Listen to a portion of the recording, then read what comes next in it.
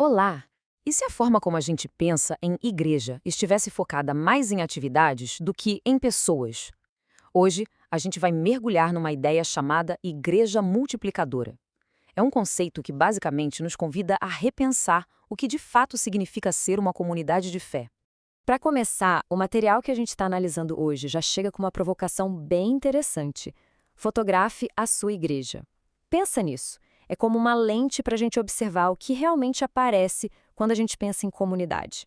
E aí, o que essa fotografia mental revela para a gente?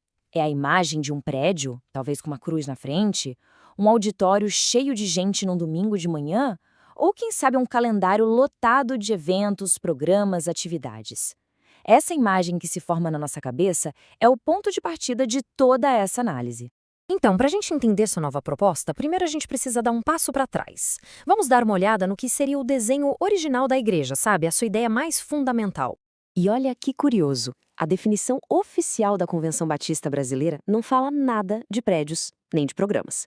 A ênfase está todinha nas pessoas e no propósito delas. Adoração, crescimento um do outro e espalhar a mensagem. No fundo, é uma comunidade de voluntários com um objetivo em comum. E essa imagem, sabe, de um corpo, de uma comunidade que é orgânica, que é viva, isso não é nenhuma novidade. Na verdade, o material sugere que esse é justamente o conceito mais antigo e fundamental, é quase como um retorno às raízes. Tem um historiador, o Earl E. Cairns, que reforça exatamente essa ideia. Ele mostra que as primeiras comunidades cristãs eram super simples. Elas se reuniam em casas e não se enxergavam como as organizações complexas que a gente conhece hoje. O foco era inteiramente nos relacionamentos. Essa diferença toda entre o modelo original e o que a gente costuma ver hoje nos leva direto para o centro do conflito que o material explora. Essa tensão que existe entre uma igreja guiada por programas e uma guiada por princípios. E isso levanta uma questão fundamental, né? Em algum momento da história, será que o foco se perdeu? A igreja deixou de ser um organismo vivo para se tornar, sei lá, uma organização que oferece uma coleção de atividades? A análise aqui mostra dois modelos bem distintos. De um lado, a gente tem um modelo focado em programas, onde o sucesso é medido por números, por frequência, e a maioria das pessoas acaba sendo espectadora.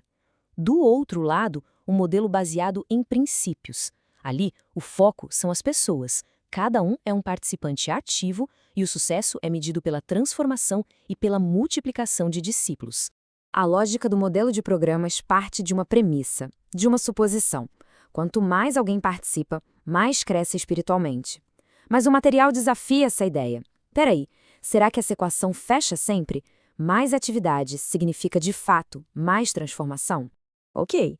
Então, se o modelo de programas tem as suas falhas, qual seria a alternativa? É aí que o material nos apresenta a visão multiplicadora, que propõe justamente um retorno àquele projeto original. A definição é bem direta. É uma visão intencional, ou seja, é algo que precisa ser planejado, não acontece do nada. Ela se baseia em 5 princípios e tem um objetivo final bem claro: cumprir a grande comissão, que é basicamente a instrução de fazer novos discípulos. Exato, 5. Esse número é central aqui. Toda a estrutura dessa visão se apoia nesses 5 princípios fundamentais.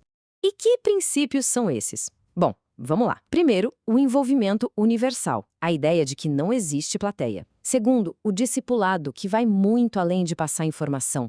O foco é transmitir vida. Terceiro, uma ênfase no ser, no caráter da pessoa e não só no ter ou no fazer. E por último, o foco nas pessoas, com ações que vão além do prédio, acontecem no dia a dia.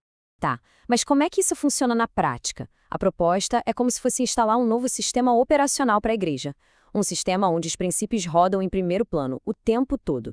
E aqui tem um ponto super importante, tá?